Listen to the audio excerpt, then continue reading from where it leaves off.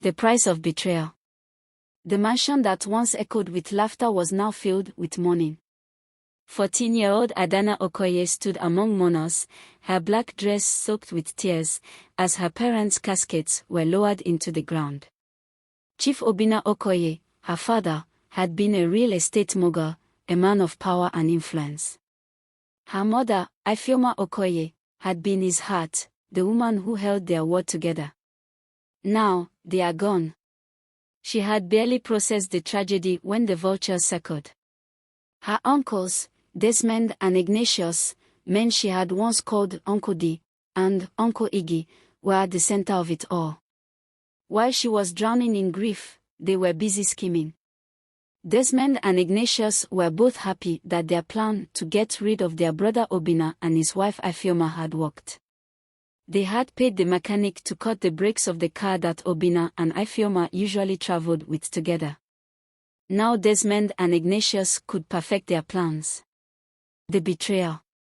3 days after the burial, Adana was summoned for a family meeting. She thought it would be about her welfare, perhaps discussions about her future. But when she entered the grand living room of the mansion, everything changed. Uncle Desmond sat at the head of the table, his gold rings glinting under the chandelier. Uncle Ignatius stood behind him, arms crossed, his face unreadable. The lawyer her father had trusted was also there, holding a sealed document. Chief Obinna Okoye left a will, the lawyer began, but before he could continue, Uncle Desmond snatched the document from his hands. "We don't need to hear that nonsense," he growled. Then, in front of everyone, he tore the will into pieces. Gasps filled the room. "There is no will," Uncle Ignatius declared. "Obinna left behind debts, and everything now falls on us, the only capable men in this family. We will take care of Adana, but she must understand that things will not be the same." Adana's heart pounded. "That's a lie," she screamed. "My father had no debts. He built an empire." But her words meant nothing. The so-called family members in the room, those who had once praised her father, remained silent. Fear of her uncles kept their mouths shut. From that day, her nightmare began. A life of servitude. The mansion was no longer hers. Everything, her father's companies, his properties, his cars, was transferred to her uncles. She was moved from the mansion to Uncle Ignatius's house, a far cry from the luxury she had known. There, she was treated like a slave. She was forced to do household chores, cook, and clean, while her cousins lived like royalty. If she refused, the punishments were brutal. Uncle Desmond's wife, a cruel woman named Evelyn, once locked her in the storehouse for an entire night without food after she failed to prepare dinner on time. Days turned into months, and months into years. Adana endured their cruelty, but she never lost sight of her father's legacy. She knew that one day, she would reclaim what was stolen. The fall of the uncles. While Adana suffered, her uncles lived recklessly. With her father's money, they threw extravagant parties, parading themselves as Lagos elite. Expensive bottles of champagne flowed endlessly at nightclubs, and luxury cars were bought and abandoned within weeks. Women flocked to them, young, beautiful, and greedy for wealth. They lavished money on mistresses, paid for exotic vacations, and showered their girlfriends with diamonds. Uncle Ignatius became infamous for his wild affairs, juggling multiple women and spoiling them with money he had not earned. One of his mistresses, a woman named Sandra, convinced him to buy her luxury apartments in Victoria Island. Another, Amoka, demanded a monthly allowance that could feed an entire village. Uncle Desmond was no better. He had a different woman in his arms every week, spending millions to impress them. His wife, Evelyn, turned a blind eye, enjoying the wealth while it lasted. But greed is a disease that never satisfies.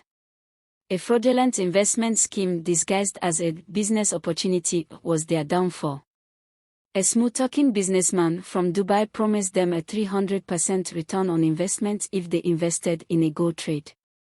Blinded by their arrogance and desire for more wealth, they poured billions into the scheme. Then, the scammer disappeared. Gone. No trace. No gold. No return on investment. The banks came knocking. Debts piled up. Creditors seized their properties. The mighty Desmond and Ignatius Okoye were ruined. Adana's struggles and triumph. Meanwhile, Adana had escaped. One night, after suffering yet another brutal beating, she ran away. She had nothing, no money, no place to go, but she had her mind. Sleeping on the streets, she met Mama Chika, a kind-hearted Accra seller, who gave her food and shelter. With Mama Chika's encouragement, she took small jobs, cleaning and selling goods in the market. She saved enough to buy a second-hand laptop and, using a local cyber cafe, taught herself digital marketing. But the road was not easy. She was almost scammed by an online business mentor who promised her a high-paying job if she paid for an exclusive course. She almost fell for it until she noticed inconsistencies in his emails. When she questioned him, he disappeared. Despite all the setbacks, she persevered. Years passed, and she became a force in digital marketing. She launched Okoye Global Solutions, an online brand consultancy that skyrocketed within 2 years. From digital marketing, she expanded into real estate, reclaiming the legacy her uncles had stolen from her. Her uncle's final shame. By the time she turned 25, Adana had built an empire. Her uncles, now bankrupt, had lost everything. Their wives abandoned them. Their daughters, who once mocked Adana, were forced to drop out of school. Some, unable to afford a decent life, turned to prostitution to survive. One day, her secretary entered her office. "Ma'am," she said, hesitant. "There are 2 men downstairs. They claim to know you." She already knew who they were. When she walked into the reception, she found them, her once powerful uncles, now dressed in rags, their eyes sunken. "Adana," Uncle Desmond croaked. "We have nothing left. Please help us." She stared at them, remembering the nights she had gone hungry, the beatings, the betrayals. "You took everything from me," she said coldly. "We are family," Uncle Ignatius whispered. She let out a bitter laugh. "Family." She pressed a button on her desk. "Security. Remove these men from my building." They pleaded, but she had no pity left. They were dragged out into the streets, just as they had once thrown her out. Love and redemption. Despite her success, Adana had always believed love was not meant for her. Until she met Chaik. He was a businessman, kind, intelligent, and fiercely protective. He had seen her struggles, admired her strength, and loved her for who she was. For the first time in years, she let her guard down. Chaik showered her with love and respect. He was patient, knowing the wounds she carried, and when he proposed, she said yes. Their wedding was grand, not because of extravagance, but because it was a testament to her journey.